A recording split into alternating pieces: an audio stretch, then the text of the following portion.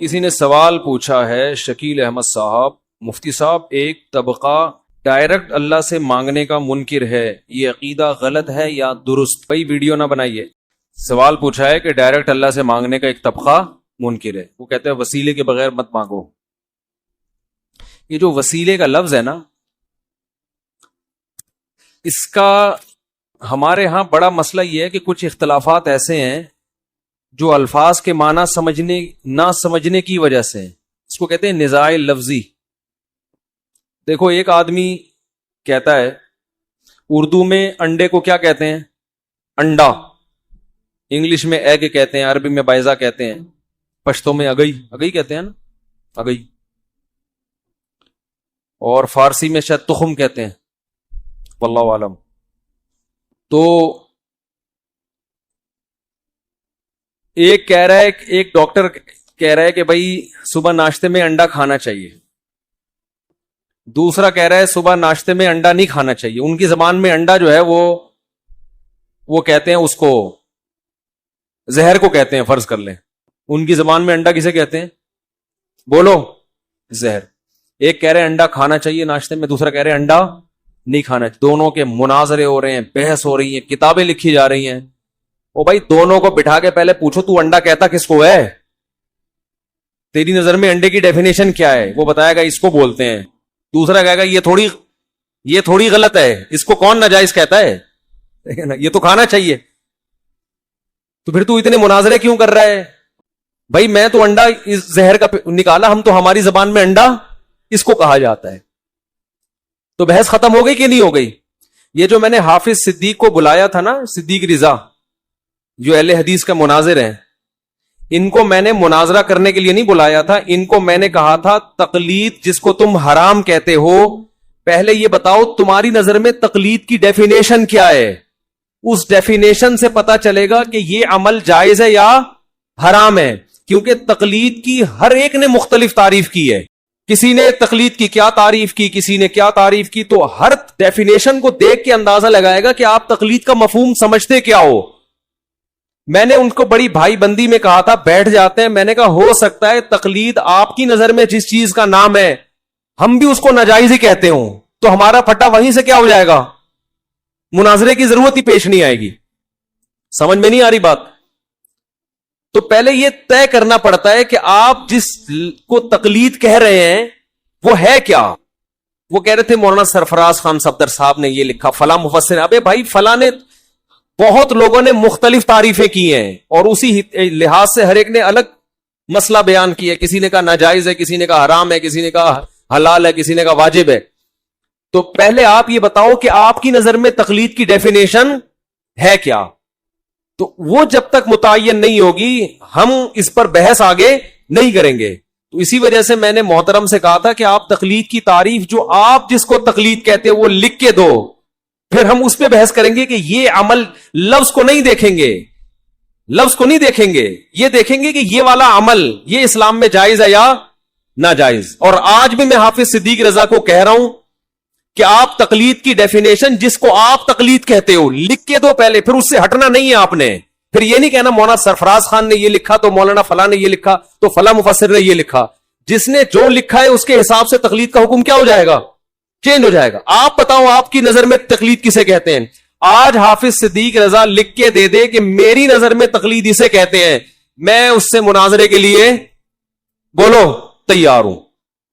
اور اگر وہ لکھ کے نہیں دے گا اس کا مطلب مناظرے سے وہ بھاگ رہا ہے، میں نہیں بھاگ رہا. پھر یہ نہیں بتاؤ فلاں مفسر نے یہ، کیونکہ یہ لفظ ہے، لفظ کو ڈیفائن اہل لغت کرتے ہیں. قرآن و حدیث لفظ کی تعریفیں لے کے نہیں بیٹھتا.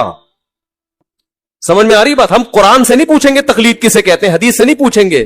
ہم جو تقلید کو جائز یا ناجائز کہے گا نا، ہم اس سے پوچھیں گے آپ کی نظر میں تقلید کی ڈیفینیشن کیا ہے، اس پہ آگے بحث ہوگی. ورنہ لا حاصل بحث ہے، آپ لڑتے رہو اہل حدیث سے. وہ کہہ رہے تقلید حرام ہے، ہم کہہ رہے ہیں تقلید واجب ہے. وہ تقلید کا مفہوم کچھ اور لے رہا ہے، آپ تقلید کا مفہوم کچھ اور لے رہے ہو. پھٹا قیامت تک ہوتا رہے گا. اور مرغوں کی طرح لڑتے ہیں نا جیسے، وہ لڑائیاں ہوں گی. تو جب بھی کسی سے بات چیت ہوتی ہے، بحث ہوتی ہے، پہلے آپ اس سے پوچھتے ہیں آپ کی نظر میں اس کا مفہوم ہے کیا. یہ جو المحند المفند ہے نا، اس میں ایک عقیدہ یہ بھی ہے کہ ہم وسیلے کو جائز سمجھتے ہیں. ہم کسے جائز سمجھتے ہیں؟ وسیلے کو, کہ کسی کے وسیلے سے دعا مانگنا. ہمارے اہل حدیث بھائی کیا کہتے ہیں؟ وسیلہ اسلام میں کیا ہے؟ بولو, حرام ہے. پھر وہ یہ بحث بھی کرتے ہیں مردوں کا وسیلہ جائز نہیں ہے, زندوں کا وسیلہ جائز ہے. یہ بھی بحث ایک آتی ہے درمیان میں. بھائی وسیلے کو پہلے ڈیفائن کرو. آپ کی نظر میں وسیلے کا مفہوم کیا ہے؟ ہماری نظر میں وسیلے کا مفہوم کیا ہے؟ جب تک یہ مفہوم متعین نہیں ہوگا قیامت تک یہ لڑائی جاری رہے گی.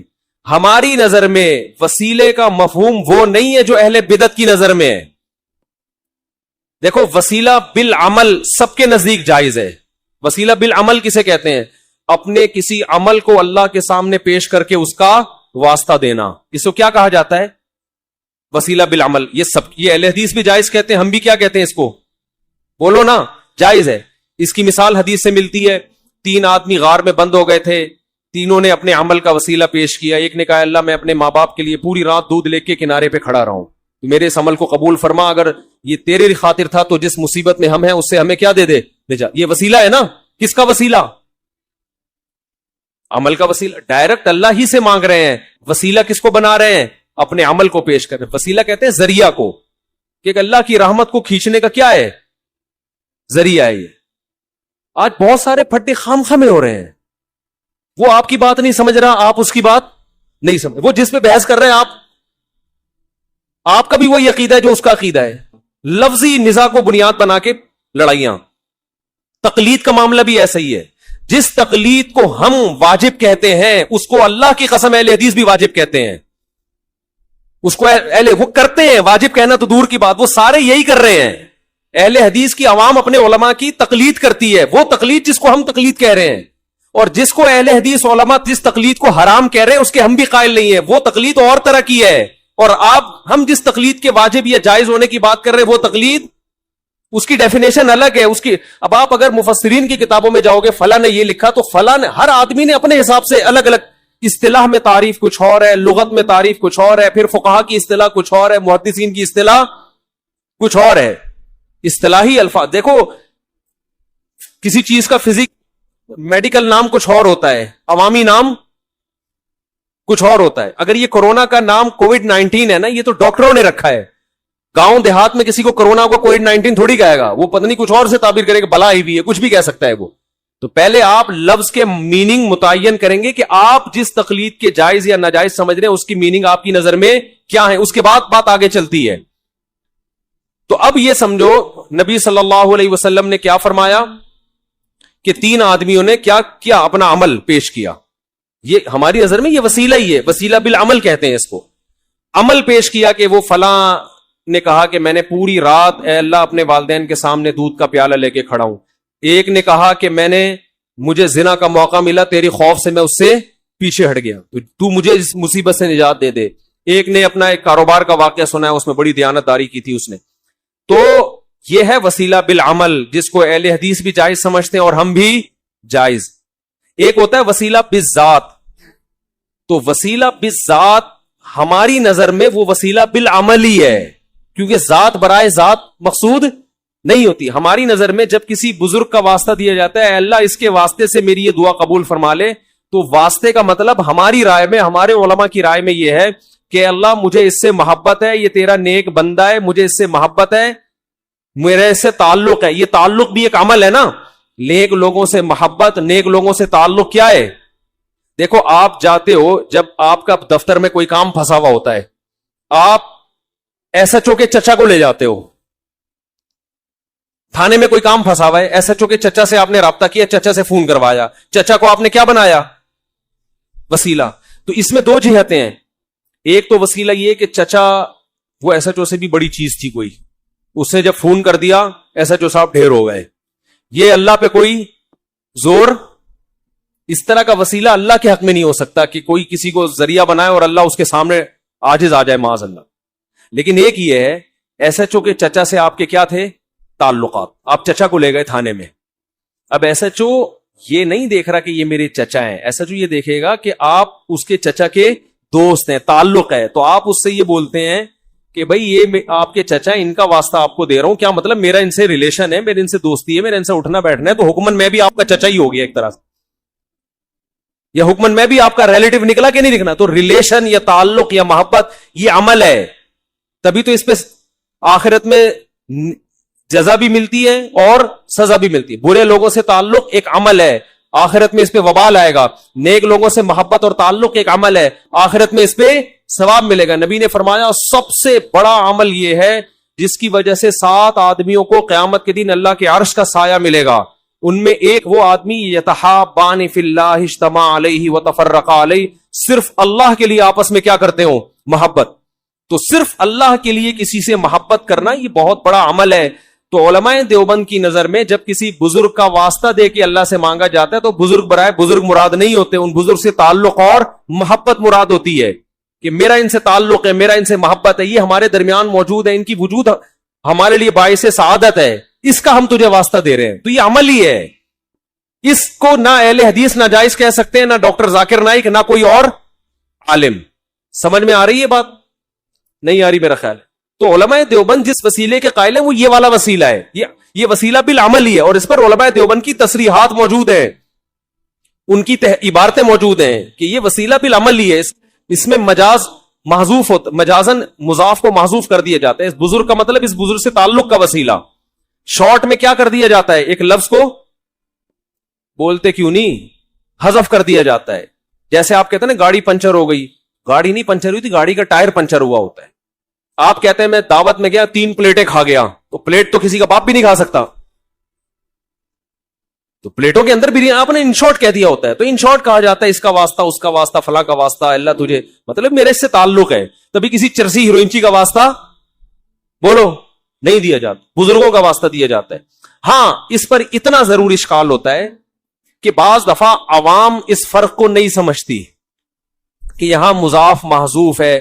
تو عوام کو غلط عقیدے سے بچانے کے لیے اگر کسی کی یہ رائے ہے کہ یہ وسیلے کا لفظ درمیان سے نکال کے ڈائریکٹ اللہ سے مانگنا چاہیے، اگرچہ آپ کی نیت درست ہے، آپ کا مطلب مجھے اس بزرگ سے محبت ہے، تعلق ہے، اس کا وسیلہ، لیکن عوام میں اتنی سمجھ نہیں ہوتی کہ وہ اس باریکیوں کو جانے. لہذا عوام کو وہ یہ سمجھ رہی ہوتی ہے وسیلہ بالذات، یہ ذات برائے ذات مقصد ہے. اس لیے عوام کو کنفیوژن سے بچانے کے لیے اگر یہ وسیلے کا لفظ کچھ دنوں کے لیے مارکیٹ سے شارٹ کر دیا جائے تو میری رائے بھی یہی ہے کہ اس میں کوئی خرابی نہیں ہے. بھئی ڈائریکٹ اللہ سے یوں مانگ لو اللہ، اور اگر کسی بزرگ کا واسطہ دینا تو ڈائریکٹ محبت کا لفظ ہائی لائٹ کر لو، اللہ مجھے میرا خیال ہے کہ یہ تیرا نیک بندہ ہے. یقینی طور پر تو کسی کو نیک بندہ نہیں کہہ سکتے آپ، مجھے ایسا لگتا ہے کہ 4 شادیاں ہیں تو شاید نیک ہی ہوگا یہ، تو اس کی 4 شادیوں کا واسطہ، مطلب چوڑے میں تو آ گیا نا یہ. تو اللہ تجھے اس نے سنت زندہ کرنے کے لیے اپنے آپ کو اللہ ذبح کروا دیا. سر کے بال اس کے غائب ہو گئے، بیچ سے گنجا ہے، پگڑی اتارتا ہے تو درمیان سے کیا نظر آتی ہے؟ یہ بال ہمیں باہر سے نظر آ رہے ہیں. اللہ تو تجھے اس کی ٹنڈ کا واسطہ. تو یہ جو مضاف ہے نا، جو محذوف ہے، اس کو ہائی لائٹ کر دے آدمی یا ڈائریکٹ بول دے تاکہ کوئی بدعتی آدمی کو تائید نہ ملے. تو یہ میری ایک رائے ہے، لیکن یہ بھی قرآن و حدیث نہیں ہے. رائے کا اختلاف کا پورا حق ہوتا ہے. دوسرا کہہ سکتا ہے کہ بھائی مجھے آپ کی رائے سے اتفاق نہیں ہے، نہ کوئی اس سے شرک پھیل رہا ہے، کچھ بھی نہیں ہو رہا، خام ایک چیز کو بنا لیا تو چلو چلتا ہے، پھر وہ بھی ٹھیک ہے، یہ بھی ٹھیک. تو یہ جو وسیلے کے لفظ پہ اتنی بحثیں چل رہی ہیں، یہ وسیلے کے لفظ کا مفہوم پہلے متعین کرو کہ تمہاری رائے میں وسیلہ کسے کہتے ہیں، ہماری رائے میں وسیلہ کسے کہتے ہیں. تقلید کی ڈیفینیشن ابن قیم نے الگ کی ہے، ابن تیمیہ نے الگ کی ہے، علامہ سرفراز خان صفدر صاحب نے الگ کی ہے، حضرت فلاں نے الگ کی ہے. وہ ہر ایک الگ الگ حکم بیان کر رہا ہے. سمجھتے ہو؟ تو پہلے آپ بتاؤ آپ کی نظر میں کیا اس کا تصور ہے، ہم اس پہ بحث کریں گے کہ یہ جائز ہے یا ناجائز. تبھی حافظ صدیق رضا نے کہا نا کہ تقلید کہتے ہیں بلا دلیل کسی کی بات کو ماننا. تو میں نے کہا تو بہت سارے تابعین نے صحابہ کی باتوں کو بلا دلیل مانا ہے. اس پہ فوراً وہ ہمارے مشہور زمانہ نے کلپ بنا لیا کہ وہ صحابہ تھے اور تم کیا ہو، تم تو کوئی دیوبندی ہے، تو کوئی بریلوی ہے، تو کوئی فلانا ہے، تو کوئی ڈمکانا. تو بات جو چل رہی ہے اس کو موضوع سے ہٹا دیا. ہماری بات آپس کی بحث ہو رہی ہے، ہم تقلید کی کو ڈیفائن کر رہے ہیں، تم درمیان میں بلا وجہ تمہیں کون پوچھ رہے ہیں؟ تم سے پوچھا کسی نے؟ وہ خام میں بیٹھ کے اپنا ایک وہ ایفیشنسی جھاڑنے کی کوشش کی ہے. تو یہاں بھی یہی مسئلہ ہے کہ یہ جو انہوں نے سوال پوچھا ہے نا، ایک طبقہ ڈائریکٹ اللہ سے مانگنے کا منکر ہے، یہ عقیدہ غلط ہے یا درست؟ تو اللہ سے ڈائریکٹ ہی مانگا، اگر وسیلہ بھی ہونا تو وہ ڈائریکٹ اللہ ہی سے مانگا جاتا ہے. جو لوگ اپنے عمل کا وسیلہ پیش کر رہے تھے وہ بھی ڈائریکٹ کس سے مانگ رہے تھے؟ اللہ سے مانگ رہے تھے. عمل کو ذریعہ بنا رہے ہیں اللہ کی رحمت کو متوجہ کرنے کا. تو محبت بھی ایک عمل ہے. جب کسی بزرگ کا واسطہ دیا جاتا ہے تو اللہ ہی سے ڈائریکٹ مانگا جا رہا ہے, ان بزرگ سے یا صحابہ سے یا تابعین سے یا اہل بیت سے. جیسے عبداللہ بن عباس کا واسطہ دیا بعض صحابہ نے, تو یہ اہل بیت سے کہ ہمیں بھی ان سے محبت ہے, یہ ہمارے درمیان موجود ہے, ان کا خیال کر لے اللہ تو یہ محبت کا یہ نبی سے بھی جائز ہے, نبی کا وسیلہ کہ ہم ان کے امتی ہیں, اللہ تو ان کے واسطے سے تیری جو کرم محمد صلی اللہ علیہ وسلم اور ان کے امتیوں پر ہوا ہے وہ باقی بنی اسرائیل پر نہیں ہوا, تو محمد صلی اللہ علیہ وسلم کا واسطہ دے رہے ہیں کہ ہم ان کے امتی ہیں. تو امتی ہونا یہ بھی ایک عمل ہے, اگرچہ غیر اختیاری عمل ہے, یہ اللہ کی طرف سے ہمارا, لیکن ہمارا کوئی دخل نہیں ہے نا, لیکن ہو تو گیا نا. ایمان کا واسطہ دیا جاتا ہے, اللہ تو نے جو ہمیں ایمان دیا اس کا واسطہ کہ تو ہمارے گناہ کو معاف کر دے. تو یہ ایمان اختیاری تھوڑی, ہمیں تو گاڈ گفٹڈ ایمان ملا ہے نا, ماں باپ کی وجہ سے ملا ایمان. تو عمل غیر اختیاری ہو یا اختیاری ہو اس کا وسیلہ دیا جا سکتا ہے. لیکن میری رائے یہی ہے کہ جو صحابہ میں عام طور پہ دعا مانگنے کا رواج تھا تو اسی کو زیادہ فوکس کرنا چاہیے. ایسا لفظ درمیان میں کیوں لے کر آ رہے ہو جس کے مطلب بیان کرنے پڑے. لیکن المحنت میں جو علماء دیوبند کا عقیدہ لکھا ہوا ہے نا کہ وسیلے سے دعا مانگنا جائز ہے, اس کے مراد یہ والا وسیلہ ہے, اور اس کے ناجائز ہونے کا کوئی بھی دنیا میں قائل نہیں ہو سکتا. جنہوں نے ناجائز لکھا ہے وہ اس کو نہیں لکھا ہے, اس کو کہہ نہیں سکتے, یہ تو عمل ہے. سمجھتے ہو؟ اب کوئی کہ قرآن و حدیث سے دکھاؤ یہ وسیلہ بالعمل ہے, تو لغت قرآن و حدیث سے نہیں دکھائی جاتی. میں اگر کہہ رہا ہوں 3 پلیٹیں کھا گیا, ایک آدمی قسم اٹھاتا ہے کہ خدا کی قسم بریانی کی 3 پلیٹیں کھاؤں گا میں, اور اس نے پلیٹیں نہیں کھائیں, بریانی کھائی. مفتی کے پاس آیا مسئلہ پوچھنے کے لیے, مفتی اسے بتائے گا کہ تجھے کفارہ تجھ پر لازم نہیں ہے کیونکہ تو نے 3 پلیٹوں کی قسم اٹھائی تھی اور تو نے 3 پلیٹیں کھا لی. ایک بندہ سامنے بیٹھا ہوا ہے, وہ کہہ رہا ہے مفتی صاحب پلیٹیں تو وہیں کے وہیں پڑی ہوئی ہیں, اس پر تو کفارہ لازم ہے قسم کا, کیونکہ اس نے کہا تھا پلیٹیں کھاؤں گا, پلیٹیں اس نے کھائی نہیں ہے, قسم کا کفارہ ادا کرے. میں کہوں گا کہ بھائی لغت یہ کہتی ہے کہ جب کوئی کہتا ہے نا پلیٹ, تو پلیٹ سے مراد کیا ہوتا ہے؟ اس کے اندر کا کھانا. اب وہ کہ قرآن و حدیث میں دکھاؤ کہ پلیٹ سے مراد کیا ہے.